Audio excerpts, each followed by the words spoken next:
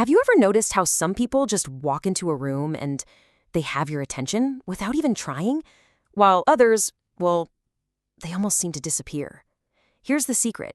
It's got nothing to do with being loud. It's all about the invisible signals we're sending out all the time. Signals that literally tell people how to treat us. So today, we're going to dive in, we're going to decode those signals, and figure out how to change them for good.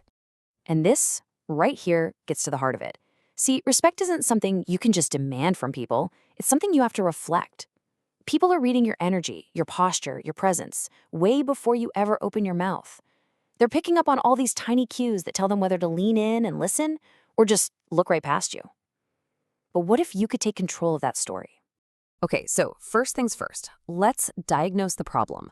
We all have these little unconscious habits, right? And a lot of them are broadcasting a lack of self-respect. These are the signals that, without you even realizing it, invite other people to step over lines you never even knew you had. I want you to think about how you walk into a space. Do you kind of shrink, round your shoulders, keep your eyes down, pull all your energy inward? That body language is basically a silent apology for just being there. It says, hey, I'm not really sure I belong here. And you know what? People will absolutely respond to that uncertainty by taking up all the space you just gave away. Here's another one, and it's a big one. You say no to something, but then you immediately launch into this whole speech with 3 reasons and a big apology. What that tells people is that your no isn't good enough on its own, that it actually needs their approval to be valid. But you have to remember this. No is a full sentence. That's it. And what about nervous laughter? You laugh when absolutely nothing is funny, just to break the tension or fill some awkward silence. But what you're really doing is making your own emotions seem negotiable. I mean, if you laugh at nothing, how is anyone supposed to believe you when you're actually happy or angry? It just devalues your entire emotional currency.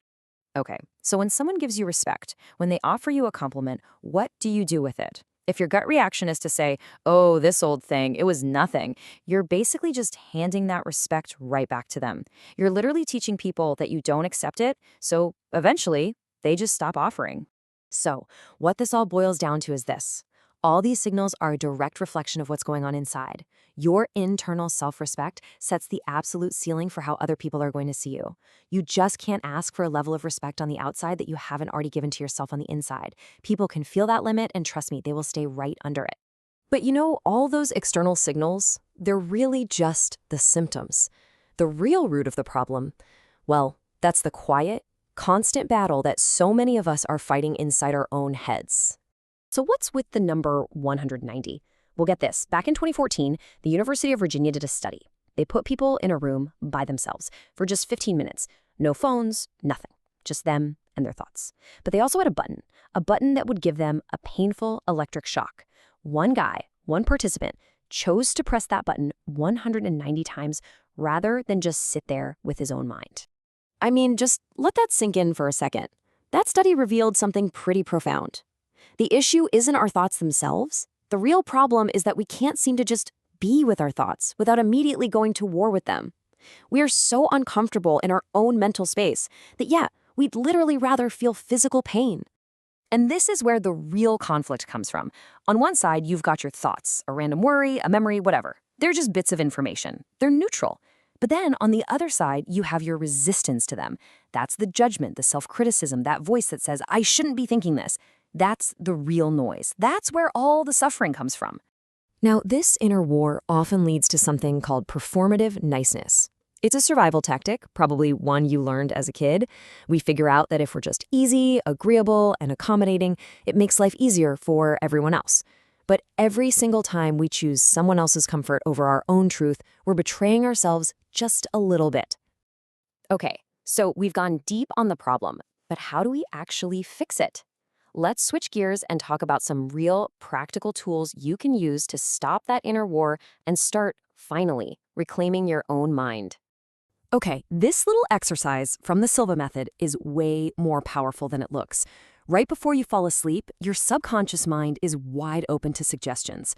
So as you're lying there, just slowly count backward from 5 down to 1. Feel yourself relaxing. Then just pause in that quiet space, and in that silence, state one clear, simple instruction in the present tense. Something like, I wake up with clarity. Don't overthink it, don't repeat it, Just say it and then let it go and fall asleep. You're basically training your mind to work for you, not against you. And for during the day, you need a mental toolkit. These aren't just fluffy affirmations. These are powerful reframes that create internal boundaries. So when work feels like it's swallowing you whole, just telling yourself, this is a phase, not my life, puts it back in a box. When you feel totally drained, remember, I'm allowed to be quiet and conserve energy. And when chaos is erupting all around you, a simple thought like, my effort is mine, their chaos is not, protects your inner peace. These little statements help you hold your ground inside no matter what's going on outside. So, what happens when you actually start doing this work, when you start reclaiming your mind?